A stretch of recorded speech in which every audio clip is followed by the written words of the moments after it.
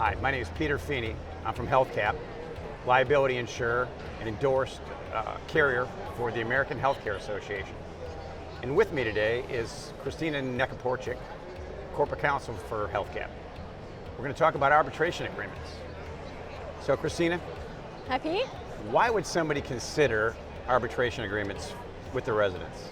The number one reason why I would consider them is it helps reduce claims and then provide some certainty to all the providers that implement them.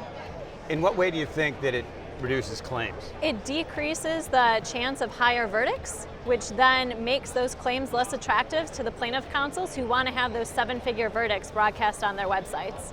One of the things that we've noticed is that if you look at like claims as being on a bell curve, arbitrated claims will less often have zeros, but they'll also, to your point, less often have multi-million-dollar verdict. Correct, that is 100% accurate. Most of the claims will fall in the middle of that bell curve, but then at the same time, the providers aren't increasing their costs for the expensive litigation that they would have if they were going through the whole lawsuit process. One of the keys is the actual amount that families might get from an arbitrated case is very similar, close to what they would get from a litigated case.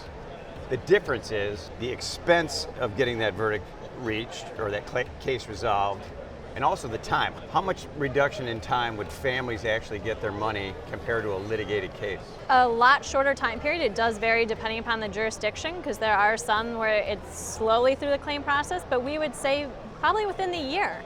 What's preventing people from using arbitration agreements? I think that they're afraid about talking about arbitration agreements because they're trying to establish a relationship with their new residents, and immediately talking about something that they might view as negative, as this legal document that they have to sign, kind of hampers it a little. It's always been my personal opinion that for people that do a good job of taking care of their residents and taking care of their staff and taking care of families, that their chances of successfully getting an arbitration agreement signed would be much, much higher. I would think so, because if you're already establishing that relationship and your residents and their families trust you, they're going to trust what you were saying and explaining to them about this agreement. There's been a lot of talk about arbitration agreements, and it's actually gone through regulatory changes in the last little bit. Yes. What are a couple of the top 2 or 3 elements to a arbitration agreement holding up in court? Holding up in court, the number one is who actually signed the agreement. You have to make sure that the person who is signing had the legal authority to sign. Are there any other, with the new regulations, that have to be part of the process of getting arbitration agreements signed? Yes, there's quite a few new things, but the top takeaways would be that it cannot be a condition of admission, and you actually have to put that in your agreement. You can't just say that when you're sitting down and talking with them.